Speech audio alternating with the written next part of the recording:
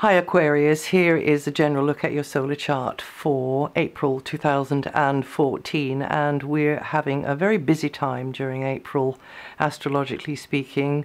There's going to be some important aspects going on, and we've got a configuration in our skies called the Cardinal Grand Cross. That's 4 planets in cardinal signs forming a cross shape in our skies, making a sort of square.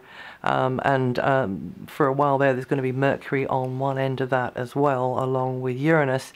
Also, there's going to be a solar eclipse on the 29th in Taurus, which could be quite significant for you. The Grand Cross energies are colliding and tightening up from mid-month onwards, but they've been lining up since the back end of March and will be going on into early May. In this configuration, Mars on one point of the cross is actually going retrograde, and that is worth a mention. If you have to make any kind of major decision or take action against someone or launch into some really important enterprise or negotiation, if you possibly can, hold off until May the 20th, because things are likely to roll along a lot more smoothly from there on than if you did it during April. If somebody else is the initiator, then that's okay, you can engage there, but taking that first step isn't advisable. Now, with this Grand Cross, there is going to be a kind of get-out clause for those cardinal sign people that you might know, and all of us have probably got at least one planet in a cardinal sign, but here we're only looking at the Sun.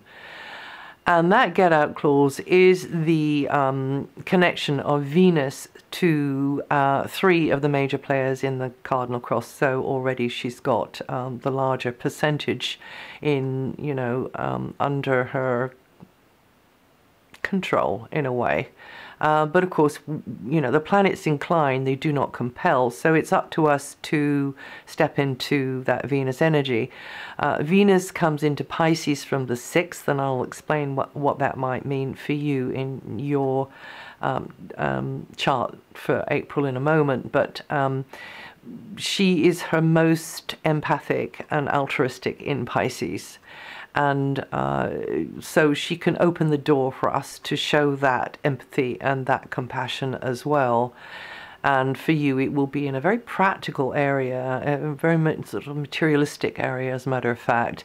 And really, with Venus here, she's going to flag up our commonalities and what we share with others, rather than the differences that we have with others and our opinions about it and the principles that we hold, which make somebody else wrong and us right, This is about what we all share. I mean, after all, we are all standing on the same earth, under the same sky, on this starship barreling through space that we call Earth.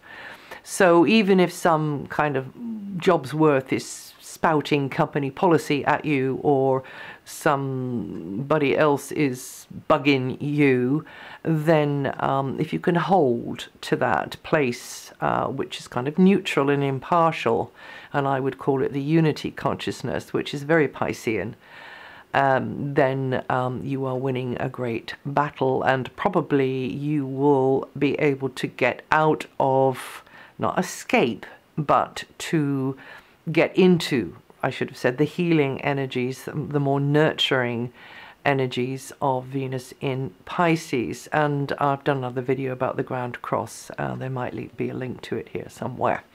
On March the 30th, there was a new moon, and this will be kind of unfolding its petals, as it were, over April in the background, busting you out of something that's maybe held you back, and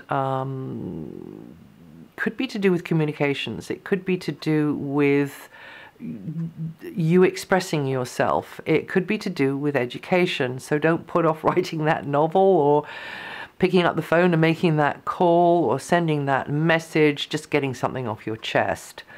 But the solar eclipse on the 29th is very important for you. That's right at the root of your chart, and that does herald new beginnings to do with your place on the map, your domestic routines, your domestic setup, family relationships, extended family as well. And so on that day, if you can manage to make one positive step towards improving something related to any of those things, no matter how small that step is, then the forthcoming 6 months, because the petals unfold for the solar eclipse over the coming 6 months, we'll see the results of that statement of intent, and that is within the 24-hour window of that eclipse. Now, every year at this time, the sun is in the same area. It's a very sociable, busy area for you. You could be meeting and greeting, mixing and mingling on the net, you know, connecting with people, running around more physically or in your head or both. It's a time that you've got a lot on your mind and a lot to get your head around. Education, communications, travel, all of that could be highlighted, and there could be plans and schedules, you know, sort of milling around. As the months begin, conversations tend to have this very practical slant, thinking about the piggy bank, thinking about maybe property matters, possessions, assets, resources. It's all of that basic stuff, conversations, correspondence, all of that could revolve around there. And this would be a good moment for you to have a think about what is of most value to you, trying to figure that out, sort of separating the wheat from the chaff, and how to capitalize on any asset that you have or get your hands on one.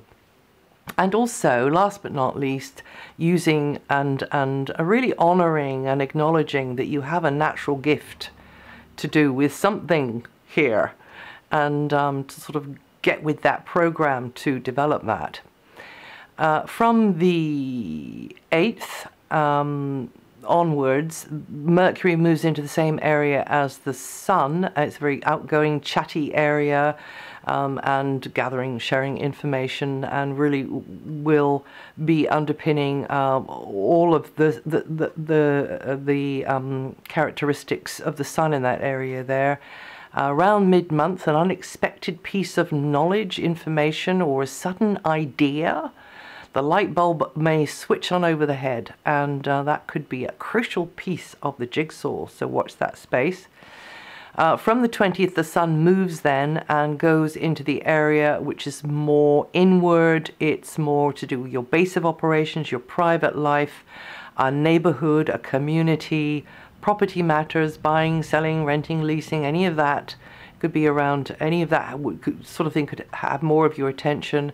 A space, you know, inside space, outside space, but your gaze would tend to be more inwards. You'd be feeling a bit maybe nostalgic, sentimental, a little bit emotional there, but listen to your instincts because they will be amplified then. And then from the 23rd, Mercury comes into that area, get you thinking around these things as well. So ditto for what I was just saying about the sun, but there could be correspondence related to this, paperwork related to this, and you know, a bright idea or two. And then again, as the month begins, Venus is in your side and has been since March, and making you feel more sociable, others connecting with you in a really friendly, maybe affectionate kind of a way, and boosts all close relationships, actually, romantic ones as well. And you mix and mingle more freely with others. You hook up with those important to you, whose friendship or contribution you value. With Venus here, you will tend to come across as more welcoming and attractive because you've got that kind of Venus vibe around you, the goddess of beauty. And you could be feeling a little bit self-indulgent at this time, though, and there's nothing wrong with that, but just don't overstep the mark where your material resources are concerned. But this is a good transit to put yourself out there and work that energy to your advantage in whichever manner is most appropriate to you. And then from the 6th, Venus does move into Pisces. And this is an area in your chart concerning money, property, possessions, basic stuff, assets of all kinds, resources of all kinds. So it does mean that you can do okay in that in negotiations, maybe land yourself a bargain.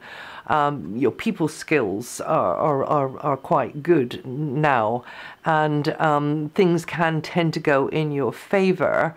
But also you could put out a kindly hand and help somebody else along the way who's maybe having, tripping up and having a problem with their material security, their financial, or indeed it could be somebody being very kind to you and being supportive to you in that sort of area there. And also you could team up with somebody who is easing things materially. Maybe you've won that through hard-headed negotiations, or maybe it's just the milk of human kindness there, which is opening up the path between money and other goodies and you. But this is a good moment also perhaps to use your material resources to adorn a space, do some decorating, that kind of thing. And you and someone could really be enjoying and appreciating what you have, and making even more of that, making improvements there on assets.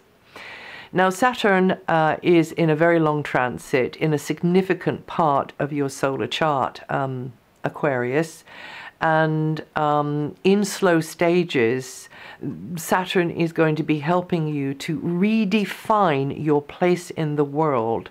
And sometimes you'll feel very frustrated because you're not coming across in the way you want to. You're not being seen in the way you want to be seen.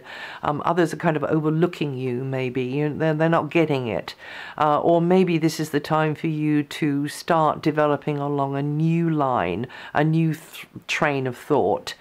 This is known as the time of the harvest, actually, with Saturn here.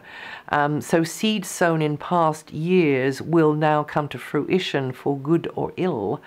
And you may feel that you're not projecting the image that you really want, or receiving the recognition. So maybe a seed that was sown a long time ago that was kind of just sort of left in a corner somewhere because your major focus was in another direction. Now maybe you have to look and see what kind of garden was growing there, and what can be done with that now. And Saturn is about making new structures, building new foundations. So maybe you've got to be looking at that and developing that. And if you look back, if you're old enough, 29 years, which was the last time Saturn was there, or indeed 14 years, try that. You'll get the gist of maybe the context is different, but you get the gist of the kind of the what was unfolding then, and what might be happening next now, because you can look back and see what happened next.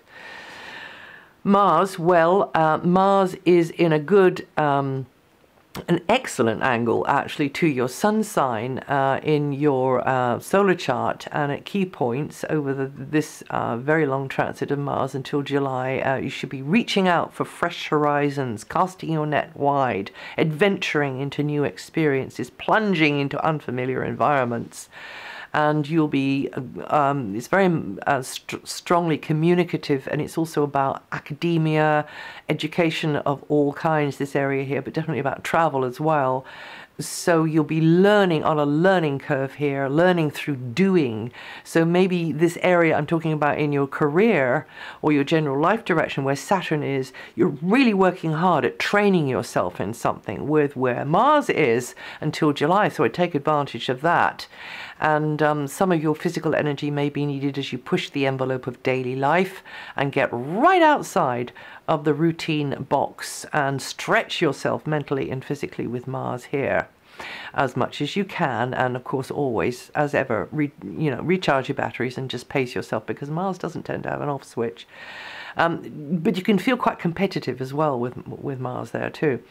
So you might be looking at the competition and sort of weighing that up and sounding things out. It's a very experimental area too, and you are the great experimenter of the zodiac.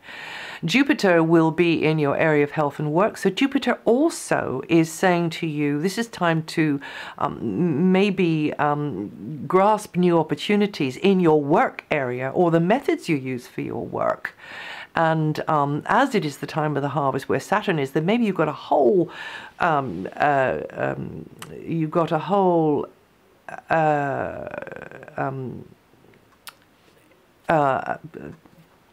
find the word I want, a whole raft of material that you could take and use in a different kind of a way.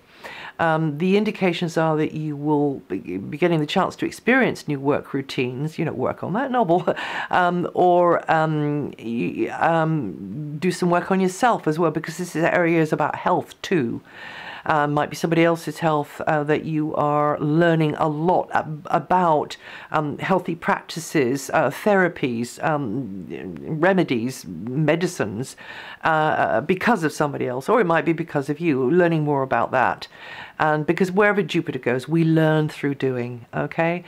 And that's just about it for April. If you know your rising sign or your moon sign, listen to those. If you want to know which part of your sign outer planets may be affecting, look at the written version on my website. And that's DianaGarland.com. And I'll see you the next time.